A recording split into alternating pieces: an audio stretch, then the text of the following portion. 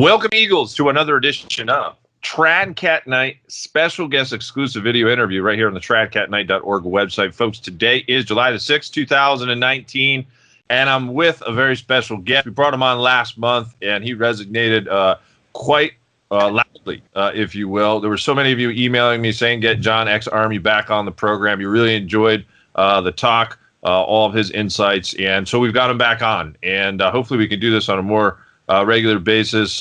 John X Army from his popular YouTube channel, which I think houses over 230,000 people now, folks. So get over to his YouTube channel, subscribe, listen into all the latest, and we've got an awful lot to get through in this particular video interview. John, I don't know, we were just talking briefly off air. There's so many different rabbit holes we can fall down here. I don't know if you want to start off with the major news of what's happening on the West Coast, all the crazy, insane earth changes. We've got killer heat wave out in Europe. France recording its highest day of, in terms of temperature, highest day ever. All kinds of weird anomalies, massive sinkholes popping up everywhere. What's your take on all these earth changes? Have you ever dabbled into the world of Planet X and Nibiru and all that good stuff? A little bit. First of all, the most mind-blowing thing that relates to all of this right now is I've found this new how do I put it, outlook. I'm completely changing my channel. I don't know what it's going to become. I don't know where it's going, but I no longer want to push people to be afraid of whatever is going on. Like I've noticed, I've been chasing all my other friends on YouTube. An earthquake hits, and I would go live, upload a video, get your silver, get your water filter, be real scared. And I am making it worse. So I need to stop it right now. Like I more want to focus on people getting right with themselves and with God than prepping at this point. And I do see big changes, and it's hard. Today, when I saw there was another earthquake, I wanted to go live immediately and scream to get out of California and scare the heck out of everybody. And I had to fight it. I'm like, I'm not going to make a video until I have something positive to put out there, something that's going to make people feel better about whatever happens. This new outlook is that I'm working on me, focusing every moment on being a better person, being a better father, being a better husband, getting closer to God. And at this point, it doesn't matter to me what Trump does, what the Illuminati does. If they destroy the planet, I know that my soul is right. And I don't know, it's just a peace has came over me. I want other people to get to the point where they're not afraid anymore of whatever. Yeah, no, I'm right there with you, John. The motto of my website, although I do have to post the doom and gloom news, I do that as a I don't know what you want to put, as a service to the people who join my website. Yeah. The motto of my website is faith over fear. Keep your eagle's wings spread in faith and hope, because per Catholic prophecy, that's what helps us transition through these times. It's staying rooted in faith and hope, knowing that God, there's a rainbow at the end of the storm that's coming. We all see the storm coming, but most people don't keep their eyes locked in on that rainbow. That's a great point. See, I have been tracking Storm, as I'm sure you have, everybody else has, and now I want to switch my focus. Instead of focusing on the coming storm, we focus on ourselves and get right in our life to the point that we don't care about the storm anymore. We welcome anything. You know what I'm saying? Because, dude, I'll tell you what it was. Not to J.K. Bugout, I don't know if you know him. He's a Christian. He has a channel similar to mine. It really made me tear down my wallpaper because I had bricks. I'm like, I'm getting out of this deep, dark dungeon. I'm redoing this place because, and I'm not putting him down. He's a wonderful man. He's a strong Christian. I'm not putting him down at all. But he and his followers were so scared, they started meeting up for July 4th. They met up to hunker down together because they thought July 4th was going to bring in the destruction of America. And it didn't. And Right. I mean, there was an earthquake and all that. And I told him, I said, listen, man, some of the things you're decoding, you're obviously a modern day prophet, but I think what you're doing is you're getting information spiritually and you're trying to force it into the physical world where there's not just physical things coming. There's a spiritual storm coming too. And I think some of that spiritual storm you're interpreting as the physical world. So don't get discouraged, man, when what you thought was going to happen didn't happen. You got to stay strong and I don't know, but anyway, that whole thing, his followers were terrified. They all went and met up together and they hunkered down together. And I thought, I have to change right now. I don't want people to be afraid. I want people to get to the point where they're strong enough in their faith, in themselves, in God, that it doesn't matter. Like, I understand stay informed, stay on top of what's going on, but we shouldn't be terrified. If we're right, we shouldn't be terrified. That's it. Yeah. I mean, yeah, from our perspective, ultimately, fear is a result of self-love, and the whole goal is to love God, not self. So you go out there, love your neighbor, love God, not be so built up with all this fear. I do think on a certain level, though, with these earth changes or whatnot, I think God is trying to wake people up in order for people to turn back to him in faith, if that makes sense. So we know in Scripture, I mean, you would agree with me on this because, I mean, it's in Scripture, the fear of God is the beginning of all wisdom, basically. So if you don't have a healthy fear of God, which modern man doesn't, I mean, they really don't fear God. They're mocking God, kind of puffing their chest out with all their gidgets and gadgets. So God kind of has to stir things up a little bit to get people to get where you're going, right? With working on yourself, controlling what you can control. That's something I say all the time here. Control what you can control. I can't control what anti-Pope Francis is doing or Freemasonic Trump is doing, whatever he's doing. Control what you can control and make an impact, right? Yeah. Now I'm going to throw you a curveball that's going to here we go. The John X curveball. Here it comes. Make you second guess everything.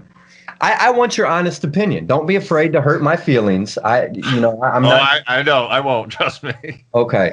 So I'll just tell you a little story. The other night, the baby wasn't going to sleep. Her mom was frustrated. The baby came up to go to the bathroom. The baby's 2. And Sabrina was frustrated. That's my wife. I said, just walk away. I got it. Go take a breather, take a break. Walk away. Give me 5 minutes. I'll calm her down. You're obviously stressed out. So anyway, me and Sabrina had a little argument, and her and the baby went downstairs. She put the baby to bed. And I was still sitting in the bathroom, and I was upset. And I kind of was like, you know what? I can't control other people's feelings. I can only let me focus on me from here on out. If I control my emotions, things will be better. I was just kind of thinking, like, I was upset. We got into an argument, and I was quiet for a minute. And normally, I spend my quiet time praying and thinking, right? And I was quiet for a minute, and I was kind of humbled and broke down. Like, listen, John, you just need to focus on your emotions. Sabrina will handle hers. And instead of praying out loud this time or praying, I was just kind of sitting there quiet, thinking, and I noticed something. That when I was completely silent and not thinking, now you're going to get mad, New Age meditation. I was completely quiet, not thinking about anything. And all of a sudden, wisdom just started coming out of the quiet. What is it? It's changed my life, my soul. I'm talking about I understood where I need to go, just out of sight, almost like meditation. Although I've never took meditation classes, I don't know how to do it. But I've done it a couple times since where I've sat down and I've just been silent and I've let my thoughts leave. And I don't know how to describe it. Just this wisdom and information starts pouring in and I don't know what it is. Yeah, well, okay. Well, you and I both know, we covered this last time. I mean, certainly from a Catholic perspective, we don't push, New Age or anything like that. But there is, I mean, you might not know this, but in the Catholic circles, I mean, there is meditation, there is contemplation, it's called, where you get, I mean, I've been in certain mystical states that I cover in my book, Fortress of the Soul, where I'm literally flying like an eagle. And I woke up out of an experience to where when I was flying like an eagle in the sky, I could still hear the wind rushing in my ears when I woke up in a natural state. It would lasted for about 5 or 10 seconds. If you want to read a good book from a Catholic perspective, it might help you. It's called Saint Teresa's Interior Castle, and it's all about silent solitude, prayer of quietude, it's called in the Catholic world. So it's not necessarily New Age. It's just, I think maybe we'd have a different way of kind of coining what you're going through. But yeah, I mean, there's definitely, like, hey, John the Apocalypse. I'd like to read that. Yeah, it's called Interior Castle. My book is going to be equally similar because I'll go through. No, your book. Where do I get my book. It's not, I'm still working on it. I've been working on it for 7 years. It's called Fortress of the Soul.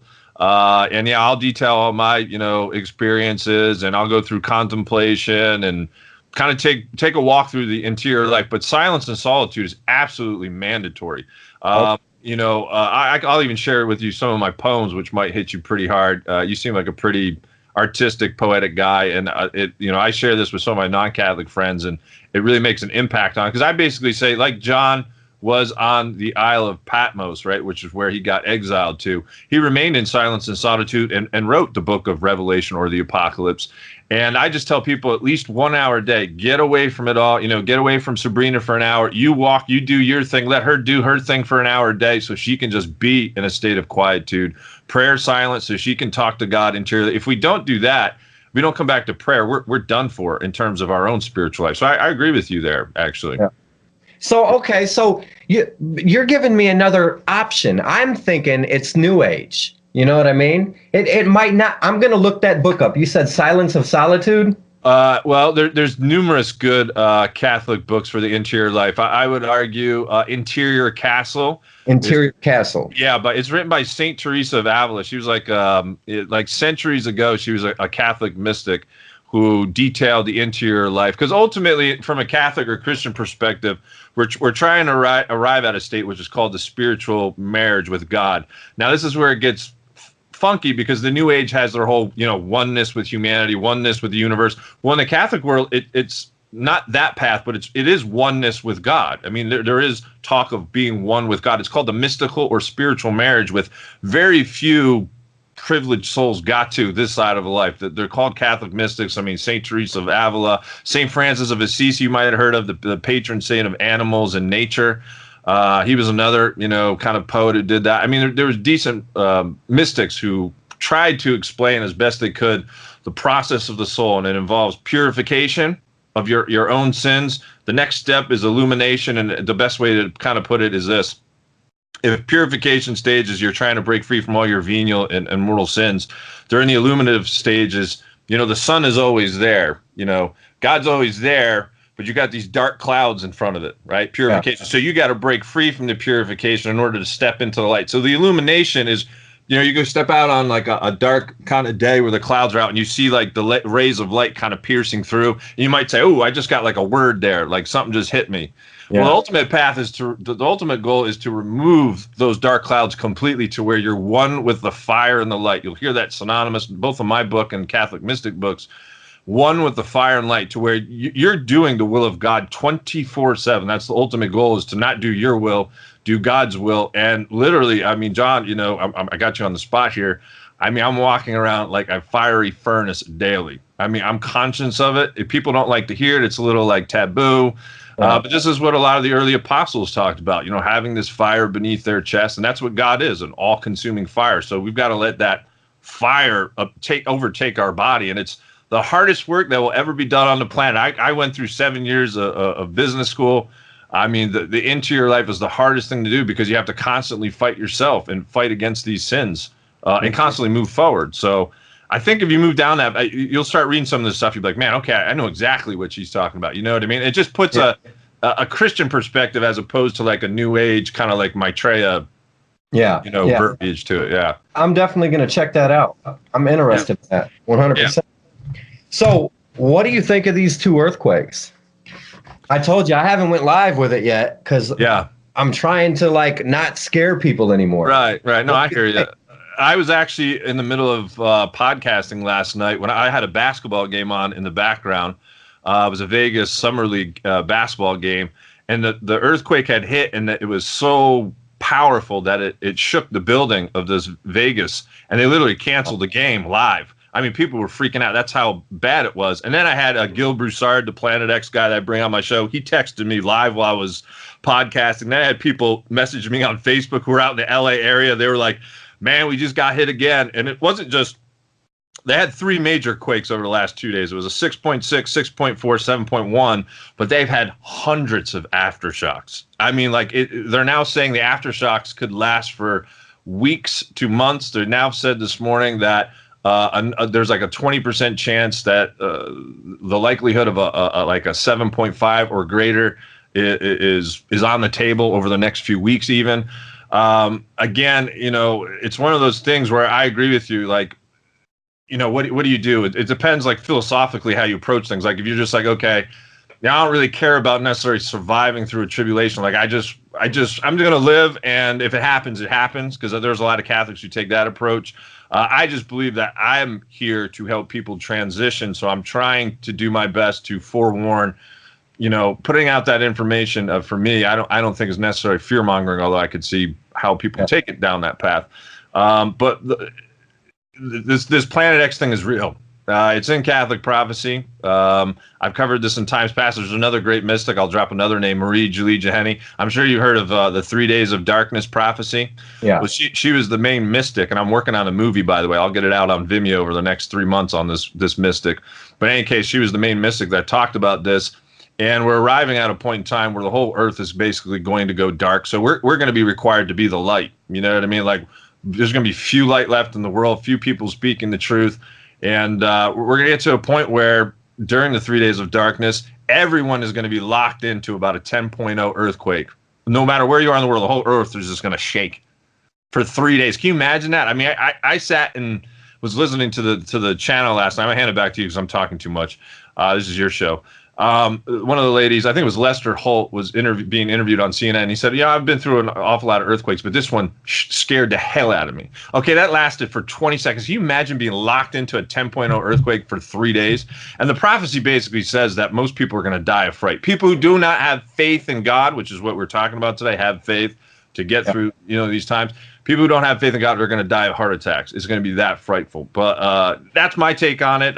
We see coastlines going underwater. Major cities aren't going to be safe because I think martial law is around the corner. So I'm trying to create a little hub out here in the Ohio Valley area as sort of like a safe haven for people, for an opportunity to get away from some of these disasters, because I believe I've been called back to this area to get this place ready for what's about to happen. But I thought you told me you didn't you like move to take a trip somewhere to like Alabama or Arkansas or something?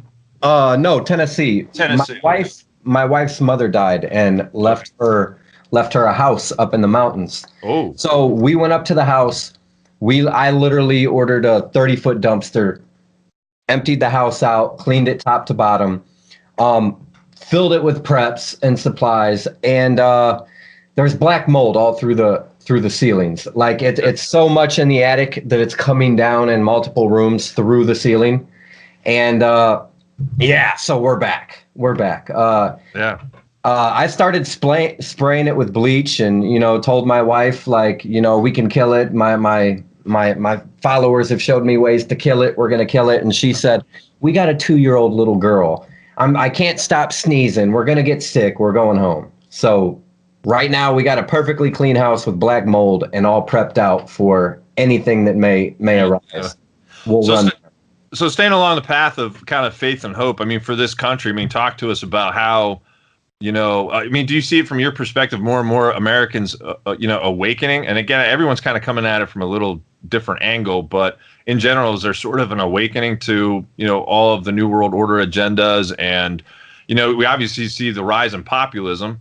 You know, people are, you know, there's backlash against globalism. You know, people don't want, you know, immigration or whatnot in this country, but just in general, what do you foresee happening here in the United States? I mean, do you think we're going to have to endure a large chastisement, or do you think like maybe enough people will wake up to where that's not necessary? I think that people are so okay. I'm trying not to push fear, and in one of my latest videos, I said this same thing. If waking up is anything like what I'm going through right now, where I'm at this point where I'm working on becoming a better person and controlling my thoughts and actions, like in the moment every day. Like I am trying to, every time I have a negative thought, every time I have a negative emotion, I'm trying to literally right then catch it and change it and be a better person. And as I'm doing this, I have found a love, a peace, a calmness, and I've been in the Bible a lot lately also. I've been a little bit down into the new age, trying to figure out what's going on. But if this is what waking up is, to where it doesn't matter what happens to this world, to my life, because this is just a brief glimpse of time and we're going to go on forever, if our soul's right. If that's what waking up is, if all of America would feel similar to how I'm feeling right now, we would no longer be enslaved, ruled with fear.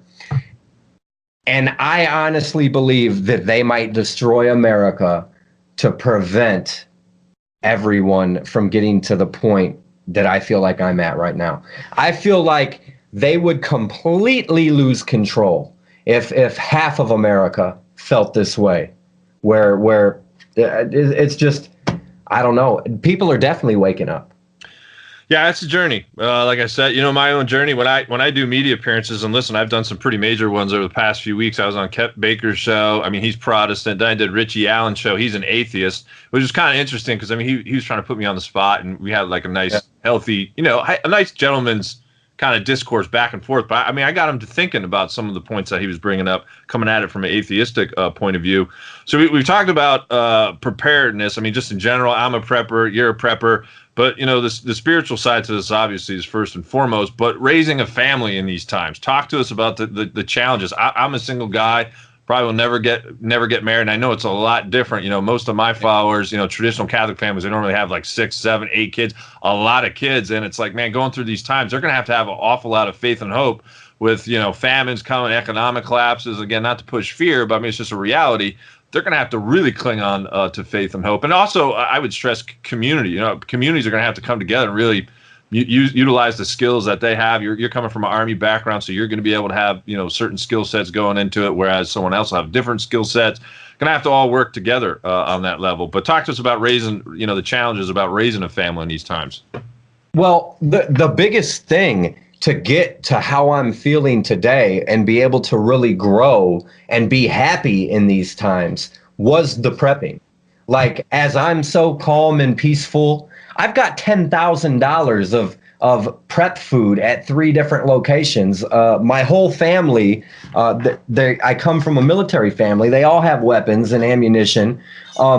So without that initial prep, I don't think I would have been able to get to this calm, peaceful, let's not worry about the end state. You know what I mean? I've got that. And I see a lot of people who don't prep at all.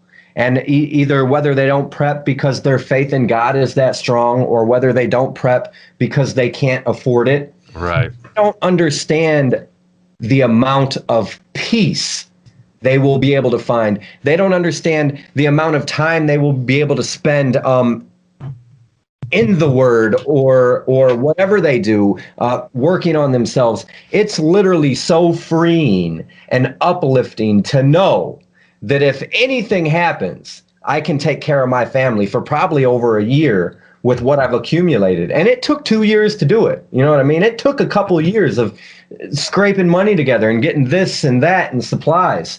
And as far as community, I live in the city, right outside of the basically, a very, very low income area. I'm not in a great place at all. But for the year since we've owned this home, I have literally made an effort to do nice things for everybody on the street, to speak with the neighbors, to I just weird things. One time, Sabrina ordered groceries online, and we got 3 bags of bananas.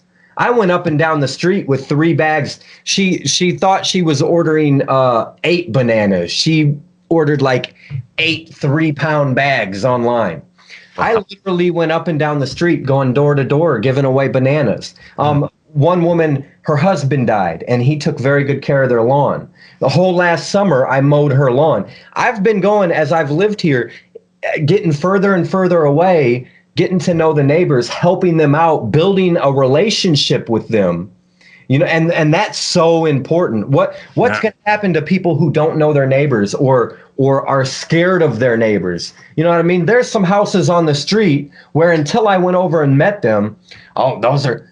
Now, I'm not racist at all, but look at those black people over there. I wonder if they're good. I went over and talked to them and met them, and they're absolutely great people. Mm-hmm. You know what I'm saying? Whereas some people who aren't that woke or aren't thinking ahead, they might sit in their house and make up things in your head that aren't even true about your neighbors. They don't even have to be black. It might be that weird white guy across the street.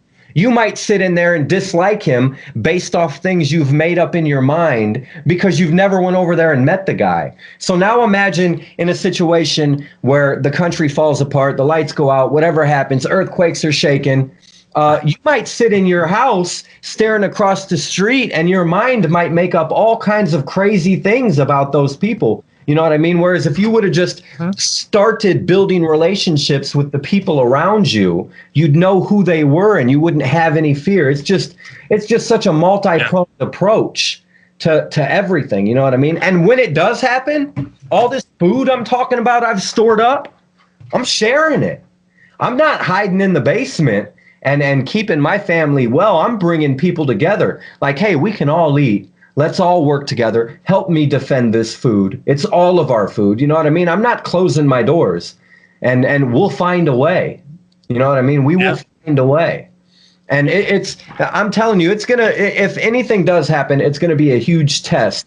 And I think the worst thing to do is to go it alone, unless maybe you're out in the country in the mountains. If we make it to the bug out house in the mountains, I'm all set to go it alone because there's nobody for hours. But here in the city, I think it would be a horrible mistake to do it alone. You need to open your doors. You need to help others, and they'll help you. You know what I mean? You need to build a community when this happens.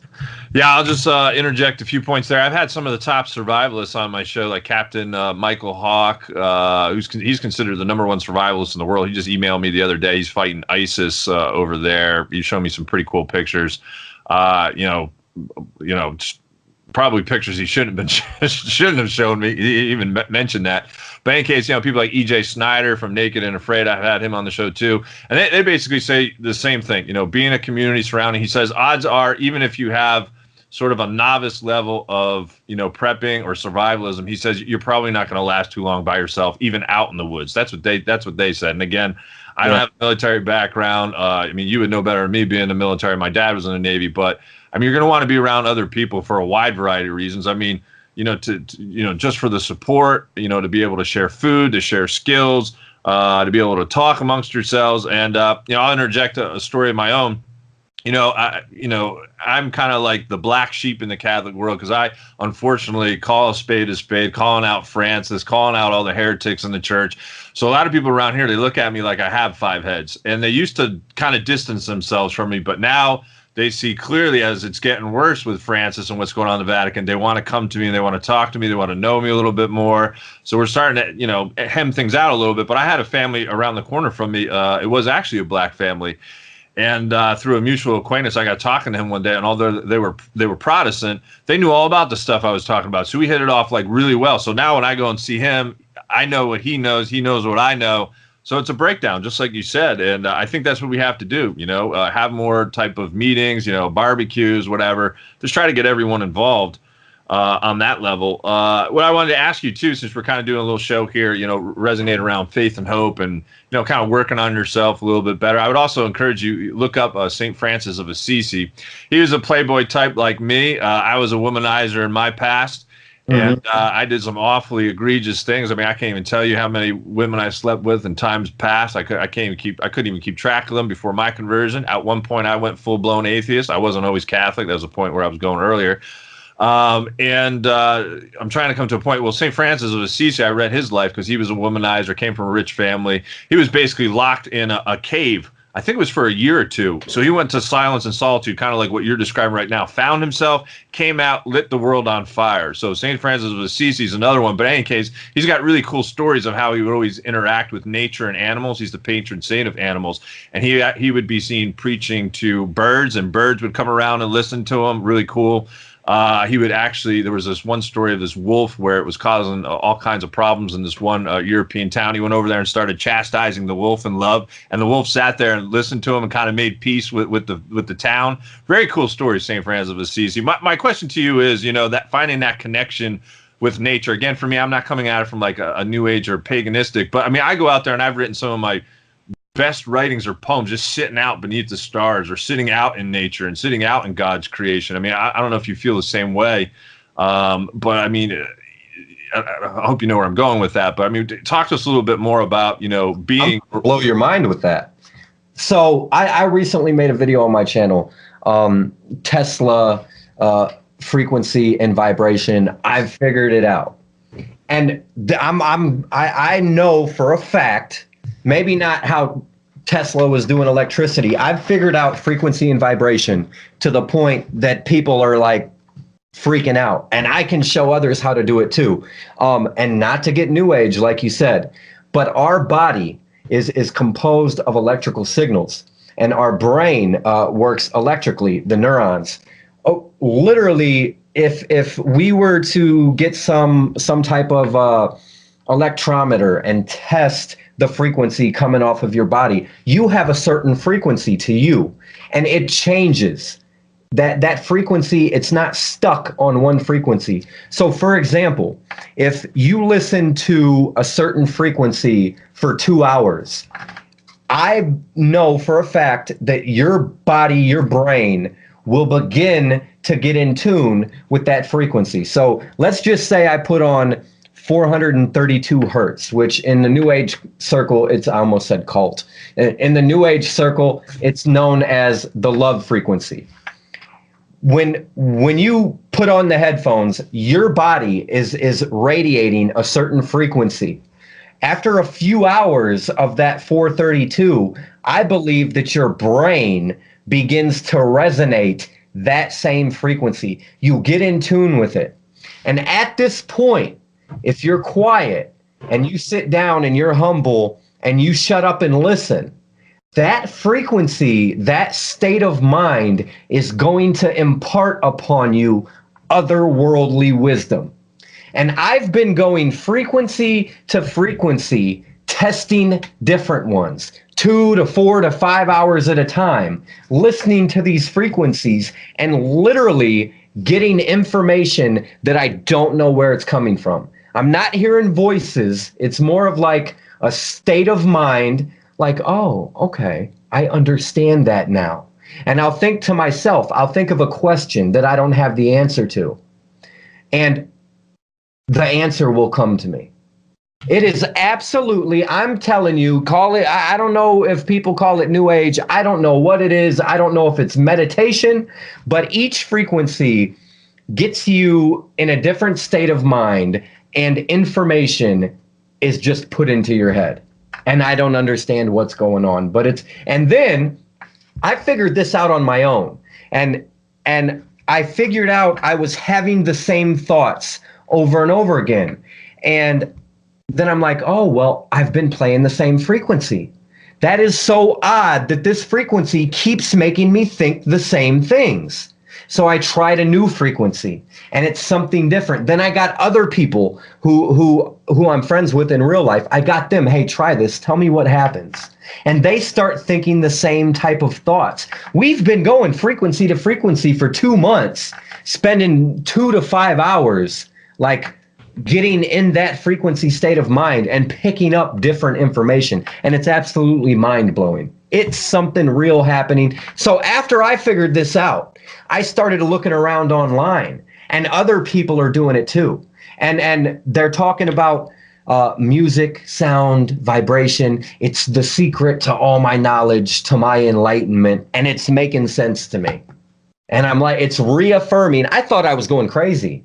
I like literally wondered if I was going crazy. So I brought other people in and had them experiment with it who got the same results.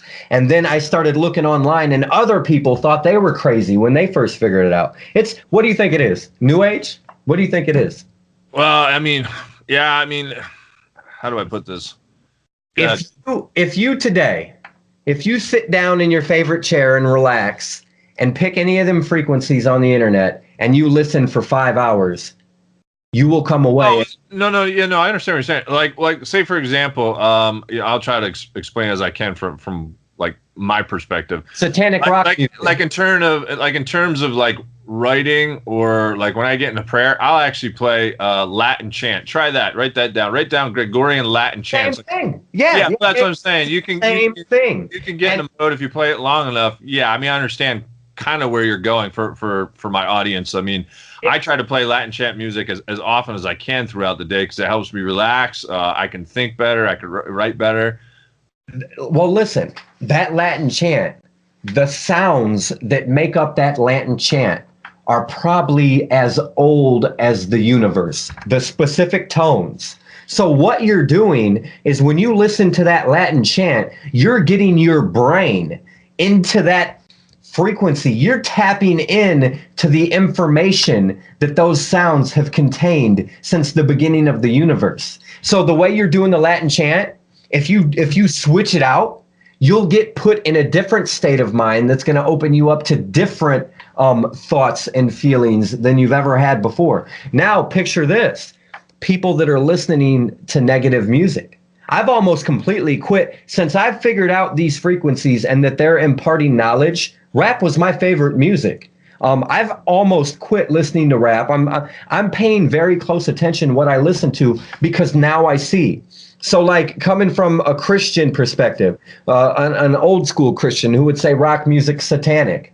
Is it? I'm wondering, is it? Does it put you in an evil state of mind that's destructive for your soul? Well, they also say pornography too. I mean, just the visual aspect of constantly getting those neurons firing in a certain fashion. I mean, it makes, and it totally will ruin you. I mean, then you can have obsessive compulsive thoughts about sex all the time, and it totally reroutes your brain. I mean, they take a look at some of these serial killers who are often porn addicts, and they look at their brains, and it was because of all the years of abuse to pornography. Ultimately, I wanted to get your question since we're talking about frequencies. I'm not sure if we talked about last time with 5G and EMFs. We had a warning, I think, last time about the New Age of Maitreya and the Voice of God system and all that stuff eventually. But I'm wondering now, too, we're seeing all the animosity and all the negative energy rising up amongst conservatives, liberals in this world. I'm sure you get on your YouTube channel, too, where you get like maybe some unsuspecting, really kind of negative vibes from people, which I've gotten, too, from, in times past. But also on a macro level between the nations, nations are essentially going at war. I'm wondering if they're tinkering with 5G and the EMFs. I mean, they're just kind of toying with us a little to get us on edge, creating that negative energy. What do you think? Yeah, I think that I've been wondering about 5G. We were talking about it today in my private group. Is 5G either A, are they putting out a frequency? Maybe they can even change the frequency. 5G is going to either A, block us from beneficial frequencies, or 5G is going to control the frequencies that are running in the background constantly. Like the way you said the Gregorian chant, I said the 432. I've been testing frequencies, and each one puts me in a different state of mind and gives me different amounts of knowledge that are coming from outside of myself. What happens when a 5G grid is up across the whole planet? Is that going to prevent me from accessing these different frequencies? Is that going to keep me on a certain frequency, moldable, controllable? Are they going to be able to use that to, after running in the background of my city for 4 days, is everybody going to be angry? Are we going to fight each other? Are we going to be docile? Like, there is something absolutely sinister about 5G. Now, some people in the New Age are saying they're going to raise everybody's vibration on the planet. I'm not buying that. They don't want to lose control. No, I definitely agree with you there. And then just tying in with the mark of the beast, too. I mean, once you take this this chip or whatnot. Who knows what they put in it to totally mess with your mind and the frequencies, as you mentioned, because. There's one. You ever seen the Illuminati card game? I'm sure you've maybe covered that in the times past. You know how they have that? It's a Messiah card, and it shows kind of the people like in a charismatic, like type thing. And it's portraying when this betrayed Antichrist figure shows up onto the scene. They basically say they're going to play on people's frequencies and vibrations to get them to feel like a sense of like this guy's the one, if that makes sense. So it's complete control and manipulation. That's where maybe you and I might have a little disagreement, because I think they're going to spin it in an almost like positive sense, like, I feel really good, like this guy's the one type of thing. Oh, look at all this information I'm getting. Yeah. So that's where I would say be careful, but there's no doubt about it. There's a dark and sinister agenda. And it makes you wonder why, with Trump, why in the world does he support 5G if he's claiming to, be against the New World Order? That's a big red flag for me. I don't know if you've covered that before in times past, but yeah, it's very, very interesting times, John. Was there any other area? We've got about 5 minutes left, but I'm wondering if there was any area on your end you wanted to kind of tackle or kind of dive into today. I mean, I could get into a few other things, but I want to give you some freedom here. Get into something you're feeling. We talked about frequency, and that's where I'm all at right now, checking out different frequencies. So, my points. What do you think of the Trump parade?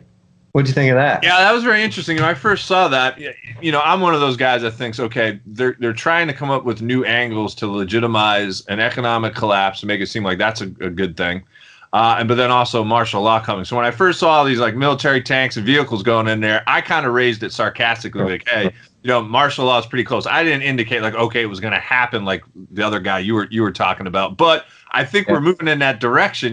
With these false flags. They put out oftentimes ahead of time with Craigslist ads with crisis actors, and they do like drills beforehand or whatnot. They got to come up with some angle to implement, getting military in certain areas that they wanted in, but make it seem totally normal. Like, hey, this is totally cool. Mainstream media, as a matter of fact, was saying, don't be alarmed, DC. This is all cool or whatever. And maybe this was kind of like a trial run. Like, hey, nothing did happen this time, but like the next time. Like maybe something might happen again. I don't want to go down too dark a rabbit hole. But what did you think? What were some of your people saying? I almost wondered, in my mind, I wondered if there had been a threat, and okay, because of the threat for DC on that day, he was doing a little show of force. I don't know. It didn't seem like that once I saw the parade. It was smaller than I envisioned it was going to be. I'll tell you something interesting. You ever heard of that Netflix show called Stranger Things? I heard of it. I've not seen it. I used to have Netflix for free, and I don't know. Like, I think you got to pay for it now, and I just never resubscribed. But yeah, I've heard. I think what is it? Like Stranger Things 3 they're up to now or something. Yeah. So Stranger Things 3 came out on July 4th, and in the very first episode, the power goes out. There's like some EMP type event, and the power goes out in the whole city or whatever. Well, what I found strange, I watched the first 2 episodes. The military, the government, whoever it is in the show, they're working on tearing the veil, and it reminded me of CERN. They found these places where they can tear the veil, and things are coming through. No, there it is. One of the things that came through was like inside a human being. And the sun, it showed no clouds in the sky, and the monster from behind the veil was inside the sky, and he looked up, and the sunshine was driving the creature insane. And it made me think, is this why they're chemtrailing? I don't know if you watch Richie from Boston, but maybe they're like terraforming the planet so that when they tear the veil, it's more habitable for whatever they're trying to bring over here. It could be, like I said, well, from our perspective, everything is literally going to go dark. I mean, during the 3 days of darkness, there'll be no light anywhere. There's certain things you have to do to even get through those 3 days, one of which is have some blessed candles. You can look up that prophecy or my video, viral video on it. But that kind of makes sense, as maybe on the surface level, as kooky as it may sound to some people listening. But I mean, that's a thesis which I don't think you can overly rule out. And I've covered this just this past month, covering CERN. Father Malachi Martin called what we're about to see the unveiling, like basically 2 dimensions, coming together or merging. What's that? That's interesting. I never heard that. Yeah, well, it's a part of the third secret of Fatima, essentially, the 3 days of darkness, these interdimensional beings coming. He always warned about the UFO or alien agenda too. I told you last time, we think it's demons of the air, and these fallen angels are already here, like foot soldiers on the ground, ready to take over on this day of declaration. That's why we're very leery of the New Age kind of angle on it. Yeah. But that's a very interesting thesis, because in the Apocalypse, off the top of my head, I think it's Apocalypse 9, it talks about how the angel was given a key to the bottomless pit. Obviously, this is what CERN's trying to do. It's trying to, open the gates of hell, basically. Yeah. Which is kind of interesting, because remember what Jesus says in Scripture: "And the gates of hell will not prevail against me." So, Christians will prevail through this whole unveiling, 3 days of darkness and all that stuff. But in any case, St. Jerome denotes in the Bible, when he says these locusts come out when it's released, he actually, in his footnotes in a Catholic Bible, 4th century, he denotes these locusts as monstrous demons that could look like locusts, actually, coming from the other side, that will aid the Antichrist. Now, it's just interesting because all the predictive programming we have. We talked about this last time. Remember the Avengers movies? Where they shoot off that thing into space, the veil opens, and all these nasty big bug locust-looking things come from the other side. That's why I tell people, be prepared to see anything. I mean, it's going to get bizarre, I think, John. Yeah, definitely. Yeah. So, buddy, well, if that's about it, we have 45 minutes in today. Another great podcast. I'm glad to see that you're up and up. You're changing things around on your YouTube channel. You have to keep us posted on that. And for our next talk, I'll ask you maybe ahead of time some areas you want to discuss. Again, I don't necessarily like going down the path of certain rabbit holes, and I like to keep it on the level of faith and hope too. But yeah, we'll come up with a schema for our next talk, and we'll see what we can come up with. All right, buddy. Well, thank you all for tuning in for this particular Trad Cat Night special guest video interview with John X Army. Again, get over to his YouTube channel. Is there anything else you want to plug here before I let you go, bud? Just come check me out on YouTube. I'm trying to switch it up, give you a positive vibe, so you don't feel like crap after coming to hear what's going on. Right, I hear you, man. Sometimes I got to pump the brakes too when I think I'm laying it on a little too thick. In any case, folks, we'll see you next time. Until then, take care and God bless.